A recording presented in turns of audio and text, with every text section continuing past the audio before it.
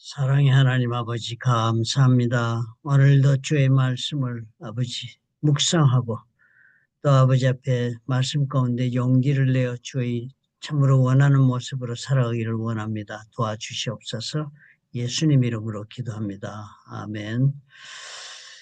오늘이 9월 10일자입니다. 그러네요. 사도행전 4장 13절부터 22절의 말씀입니다. 중요한 구절이 나오죠. 사람의 말보다 하나님의 말씀을 더 중하게 여기야 한다고 가르치는 귀한 말씀이 나옵니다. 사도행전 4장에 등장하는 베드로와 요한의 모습이 대단히 큰 도전을 우리에게 주는 그런 말씀의 부분이 됩니다. 이 두 사람은 뿐만 아니라 모든 제자들이 그 당시에 이제 사건과 부활의 사건 그리고 또 성령이 임하는 사건을 입고는 다음 대학의 베드로가 대표가 되어서 복음을 전했지만 베드로만 전한 것은 아니었을 것입니다. 모든 사람이 예수님을 죽인 사람들 앞에 서서 예수의 죽음과 부활에 대한 것을 담대하게 증거를 했으니까 보통 일을 한 것이 아닙니다. 그런데 수천 명씩 예수를 믿고 회개하고 돌아오는 영혼들이 생기고 있었을 때였습니다.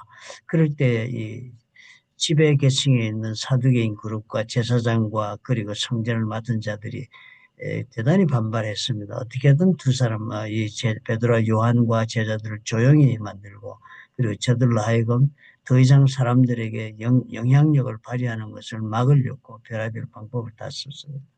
그래서 그렇게 압박을 강하니까 공회에 잡아다가 신문을 했습니다. 그런데 공회 앞에서 신문을 받으면서 위협을 당하면서도 이 권력자들이 명령을 하는 말을 듣고서도 이 사람들이 의지를 굽히지 않습니다.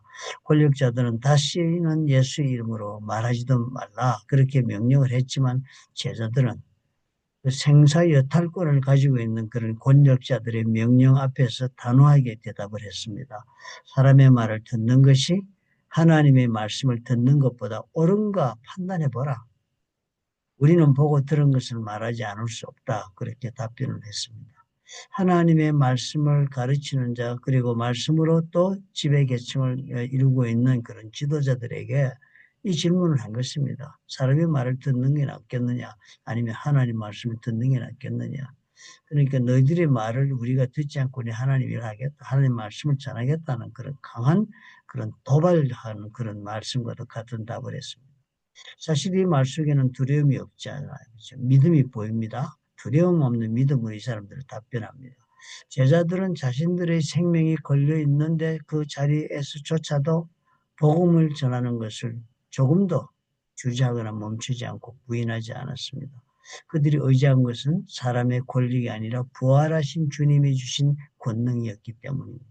그러므로 부활신앙이 없으면 우리의 신앙이 한 걸음도 앞으로 나갈 수 없습니다. 현실의 문제에 언제나 부딪혀서 좌절한 그리스도인밖에는 될 수밖에 없습니다. 그러니까 이 사람들이 부활의 주님을 믿는 그 권능, 그게 의지하고 지금 나가는 것인데요. 공예가 이제 억누를 수 없는 기적도 이 부활하신 주님의 능력과 성령의 기름 부심으로 그대로 일어난 것입니다. 기적이 일어나고. 그러니까 뭐 나면서부터 걷지 못하던 자가 일어나고 이랬으니까 이런 사건들을 다 사람들이 보았으니까 어느 누구도 예수가 부활하신 하나님의 아들이란 것을 부인하는 사람은 한 사람도 없고 모든 이들이 하나님께 영광을 돌렸다. 사실 이 장면은 오늘 우리에게 중요한 질문을 그렇게 던져주지 않습니까? 우리는 누구의 말을 더 두려워하며 하면서 따라가는 그런 인생을 살고 있는가? 세상의 시선이나 압박 그리고 나의 관계되는 모든 사회적인 그런 제약과 그 제한적인 환경 혹은 사람들이 나에 대한 평가 뭐 이런 것들을 우리가 의식하면서 복음을 전하는 것을 얼마나 우리는 주저하면서 마치도 예수를 믿는다면서도 믿지 않는 사람처럼 살아가고 있을 때가 수도 없이 많은 것입니다. 제자들은 목숨의 위협 앞에서도 하나님께 순종하는 것이 사람에게 순종하는 것보다 옳다는 분명한 기준을 붙잡았잖아요. 그런데 우리는 어떻게 해요? 하지 못할 때가 너무 많은 것입니다. 복음을 전하는 일은 오늘도 여전히 결코 쉽지는 않습니다. 그 예수님 돌아가신 그 2000년 전이나 지금이나 저항하는 힘들은 보통이 아닙니다. 쉽게 복음 받아들이지 않습니다. 세상 사람들은 조롱하지요. 또 무관심으로 반응하기도 하죠. 그리고 그뿐만 아니라 적극적으로 우리에게 복음을 전할 때 불이익을 가하려고 덤벼들어서 불이익도 보기도 합니다. 복음 앞에서.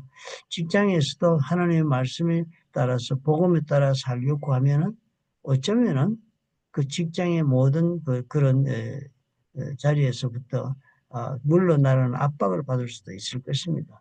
그러나 이 제자들의 삶을 한번 보십시오. 담대하잖아요. 그죠? 그러니까 우리가 이 참 마음에 확신을 줍니다. 이들의 모습 보니까. 주께서 행하신 일, 과연 우리에게 그 십자가에 대한 믿음이 있고 부활에 대한 그런 믿음이 있다면 그런 복음 가운데서 우리는 어떻게 해요? 그 믿음 가운데 세상에 어떤 힘도 우리는 저항할 수 있고 또 막을 세상의 어떤 명령도 우리를 멈추게 할 수 없고 또 우리는 어떻게 해요? 그렇게 걸어가면 하나님의 영광을 받으신다. 즉 우리의 삶을 통하여 하나님은 살아계신 것을 증거해 보여주신다 하는 것입니다. 세상 사람들이 어떻게 해요? 우리를 통해서 우리가 정말 하나님의 그 말씀을 전하는 일에 그 복음에 맞게 용기 있는 삶을 선택하면 하나님이 함께 하신 증거가 드러나서 세상 사람들로 하여금 우리가 하나님의 역사 속에 있다는 것을 반드시 보게 된다는 겁니다. 그래서 하나님을 인정하는 그런 일이 벌어진다. 그것이 우리가 하나님께 영광을 돌리게 되는 그런 사건의 내용이 되는 것입니다. 그러니까 주저하지 말고 우리 복음 전하는 것을 해보십시다. 하나님의 능력이 임하는 삶이 됩니다. 왜 나는 예수를 믿는데도 아무 하나님의 은혜나 능력을 경험하지 못하는가? 살아있는 하나님을 왜 체험하지 못하는가? 다른 데 이유가 있지 않다고 여겨집니다. 복음을 전해보십시오. 담대하게 세상 사람 눈을 너무 두려워하거나 너무 주저하지 마시고 이것저것 생각하지 말고 해보는 겁니다. 우리의 말로 아니라 주께서 이미 행하신 일을 증언하고 있기 때문에 담대하게 하시기만 한다면은 우리의 순종을 통해서 하나님은 하나님 되시는 모습을 드러내서 우리의 삶이 하나님께 영광이 되는 그런 삶이 되도록 역사해 주실 것입니다. 믿으시기 바랍니다. 우리 기도하겠습니다. 주님, 사람의 말보다 하나님의 말씀을 우리가 더 귀하게 여기는 그런 결단이 있는 사람이 되도록 하나님 도와주옵소서. 우리는 사람의 말을 더 두렵게 알고 삽니다. 그래서 직장에서도 우리 사장과 상관들의 말이 나의 모든 삶을 다 좌우합니다. 그래서 하나님 참으로 신앙 가운데로 걸어가지 못하고 허덕거리는 있다가 우리가 수도 없이 많습니다. 용기를 가지게 도와주옵소서. 세상의 위협과 조롱 앞에서도 이들에게 담대하게 복음을 전하고 있는 그 모습을 통해서 우리가 오늘 주님의 부활의 능력을 의지하고 또 십자가의 그 능력을 우리가 믿음으로 가슴에 품고 우리가 하나님 앞에 일어서는 삶이 되게 하옵소서. 복음을 따라 오늘의 삶을 살 수 있도록 아버지 용기를 주옵소서. 직장과 아버지 인간관계 두려워하여 멈추거나 양보하고 그래서 또 빼앗긴 삶을 살지 말고 우리 하나님의 능력의 삶을 살도록 축복해 주옵소서. 예수님 이름으로 기도합니다. 아멘. 나는 지금 누구를 두려워하는가? 그 질문을 우리가 오늘 해봐야 되겠습니다. 그죠?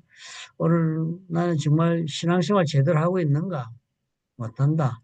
뭐 그렇게 못할 수밖에 없는 환경이다. 당분간이다. 우리는 뭐 여러 가지 개인적인 이유를 세워서 합리적으로 설명하려고 하겠지만 결코 하나님께서 정당하다고 그렇게 인정하지 않을 것입니다. 하나님은 어떻게 해요? 마태복음 6장 33절의 말씀입니다. 너희는 먼저 그의 나라와 그의를 구하라. 그리하면 이 모든 것을 그 위에 더하리라. 하나님이 우리 모든 삶을 주관할 테니까 너희들은 삶의 최우선에 하나님 나라, 즉 하나님이 다스리시는 그런 일이 곳곳에서 벌어지게 너희 삶도 그런 다스림을 받을 뿐만 아니라 너희 직장에서도 너는 하나님의 다스림 받는 그런 사람이 되고 그리고 너희 가정도 교회도 그렇게 하라. 그러면 하나님의 능력으로 너를 이렇게 세우시고 걸어가실 것이다. 주님 약속해 주시네요. 믿으시기 바랍니다.